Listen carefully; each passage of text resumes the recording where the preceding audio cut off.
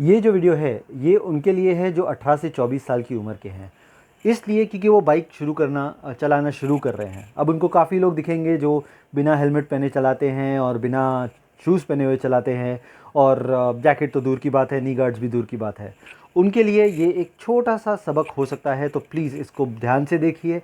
ये आपके लिए बहुत फ़ायदेमंद हो सकता है कि आप डिसाइड कर सके कि क्या आपको हेलमेट पहनना है, क्या आपको जैकेट पहनना है, क्या आपको नी गार्ड पहनने हैं, और कब आपको ये सब पहनना है या कब नहीं पहन सकते हो। हेलमेट और शूज़ तो डेफिनेटली गवर्नमेंट की तरफ से मैंडेटरी है, तो प्लीज़ उसको डेफिनेटली पहनिए, और प्लीज़ ये वीडियो एंड तक देखिए। Thank you.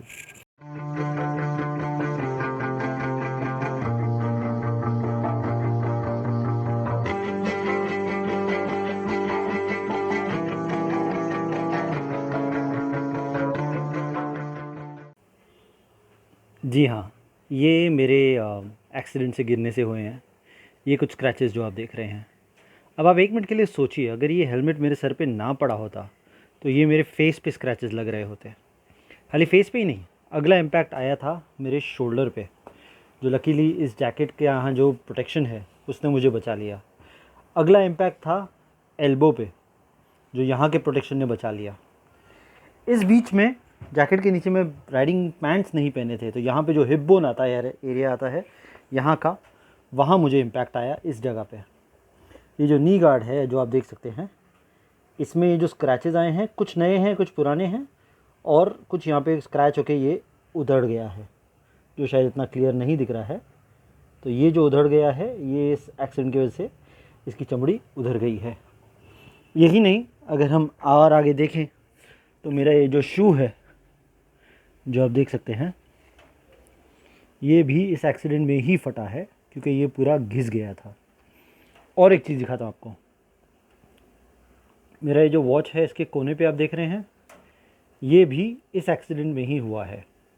तो अब आप सोचिए कि क्या प्रोटेक्शन पहनना ज़रूरी है? क्यों पहनना चाहिए प्रोटेक्शन? सर की जगह मुंह, हेलमेट की जगह मुंह घिसेगा, और क्या? एल्बोज़ की जगह पे अपने हाथ घिसेंगे, और क्या? जैकेट की जगह पे अपने हाथ घिसेंगे, इसकी जगह पे अपने नीज़ घिसेंगे, और क्या?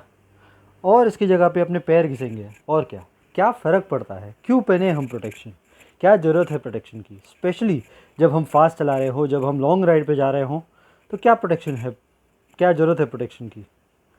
सोचिए, क्या ज़रूरत है या नहीं है? आगे आपकी मर्ज़ी। प्लीज़, अगर आप सिर्फ हेलमेट और शूज़ पहन रहे हैं तो 30 के करीब ही अपना स्पीड रखिए, क्योंकि ऐसा माना गया है कि 30 की स्पीड के अंदर हार्मफुल एक्सीडेंट्स नहीं होते हैं, कम इम्पैक्ट वाले एक्सीडेंट्स होते हैं जिनमें ज़्यादा खतरा नहीं होता है। 30 से ऊपर या 60 से ऊपर जब आप जाते हैं तो आपका ख़तरा बहुत बढ़ जाता है, उसके लिए आपका प्रोटेक्शन पहनना बहुत ज़रूरी है। ये एक्सीडेंट के टाइम पे मैं सिर्फ 50 से 60 की स्पीड पे था जिस बीच में ये हुआ। तो आपसे मैं यही रिक्वेस्ट करूँगा, प्लीज़ प्लीज़ आप अपना प्रोटेक्शन पहनिए और अपने आप को सेफ़ रखिए। Thank you. अरे हाँ, एक चीज़ तो बताना भूल ही गया कि ये जो एक्सीडेंट था वो हुआ था 50-60 की स्पीड पे। ये हुआ था कल्याण में, कामत होटल जो हाईवे से राइट लेते ही आता है राइट हैंड साइड पे। मैं कल्याण की तरफ से हाईवे की तरफ आ रहा था। उस डायरेक्शन में जो रोड है पूरी तरह से कंक्रीट है काफ़ी डिस्टेंस तक, तो मुझे कोई अंदाज़ा नहीं था कि सडनली एक 2 फुट का छोटा सा पैच था जो डांबर का था, जो मैं आगे इमेज डाल दूँगा। उस छोटे से पैच में एक खड्डा था। खड्डा भी मैं बहुत बार क्रॉस किया है, इतने छोटे छोटे खड्डे कोई बड़ा प्रॉब्लम नहीं हुआ है, बट ये जो खड्डा था डांबर में ख़त्म हो रहा था और सीमेंट से शुरू हो रहा था। तो डांबर अंदर जा रहा था और सामने सीमेंट की ऐसी लंबी दीवार थी, जिसकी वजह से मेरा टायर लगभग अटक ही गया उसके अंदर, और मैं आगे जंप भी किया बट फिर भी मैं नीचे गिर गया, क्योंकि एवेंजर का जो फ्रंट सस्पेंशन है शायद वो उसका इम्पैक्ट नहीं ले पाया, उसका लैंडिंग नहीं है संभाल पाया। इसलिए तो ऐसा ज़रूरी नहीं है कि आपको हमेशा पता हो, हमेशा आपकी गलती हो। ये काफ़ी हद तक रोड इंजीनियरिंग को ब्लेम किया जा सकता है, बट उसके बारे में हम कुछ नहीं कर सकते, क्योंकि हमारे यहाँ पे वो प्रथा नहीं है कि हम बीएमसी पे कोई केस करें या कुछ। बट हाँ, कुछ तो कहीं ये रोड इंजीनियरिंग पे आता है कि रोड की इंजीनियरिंग बरोबर से नहीं है। अगर वो पूरा कंक्रीट रोड है तो पूरा कंक्रीट क्यों नहीं था, वहाँ वो छोटा सा पैच डांबर का क्यों था, और वो जब बारिश में उसमें खड्डा हो गया तो उसको क्यों नहीं बनाया गया। ये कुछ चीज़ें हैं जो उसमें आती हैं। उसके अलावा जब मैं वहाँ गिरा तो वहाँ के आस-पास में जो कामत वाले लोग थे, उन्होंने भी कहा कि यहाँ पे ऑटो रिक्शा तक पलटी हो चुकी है इस खड्डे की वजह से। तो डेफिनेटली वो एक रिसेंट खड्डा है जो पिछले 2-3 दिन में ही हुआ था, बट वो काफ़ी बुरी हालत में था। ये था 26 जून को जब मेरा ये एक्सीडेंट हुआ, तब ये खड्डा उधर डेफिनेटली था।